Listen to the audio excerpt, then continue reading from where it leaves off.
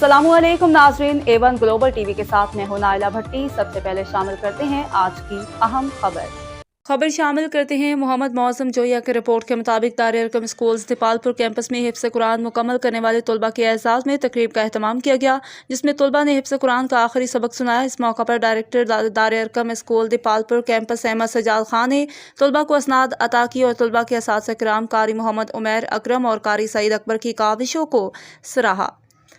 Darul Arqam school Dipalpur campus में 5 तलबा और तालिबात के हिफ्ज़ कुरान को मुकम्मल कर लिया गया है, जिनमें हाफ़िज़ अब्दुल वासिअ, हाफ़िज़ अमार यासिर और हाफ़िज़ बिलावल फरीद शामिल हैं, जबकि तालिबात में हाफ़िज़ा जसा सजाद और हाफ़िज़ा आयशा खलील शामिल है। Director Darul Arqam school Dipalpur campus Ahmad Sajjad Khan का कहना था कि इस साल के आखिर तक मज़ीद हिफाज में इजाफा होगा, जो कि दारुल अरकम स्कूल दीपालपुर कैंपस के लिए एजाज़ और खुशकिस्मती की बात है।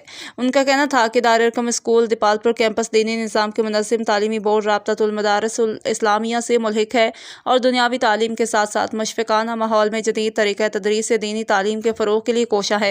तलबा का तकमील हिफ्ज़ कुरान इसी फ़िक्र का तसलसल है। सादत के इस लम्हे पर दीपालपुर के मजहबी और समाजी हलकों ने director Darul Arqam school Dipalpur campus Ahmad Sajjad Khan, administrator Umar bin Abdul Aziz, school इंतज़ामिया, तलबा, हिफ़ाज़ के वालिदैन और असातिज़ा को मुबारकबाद पेश की और नेक ख्वाहिशात का इज़हार किया।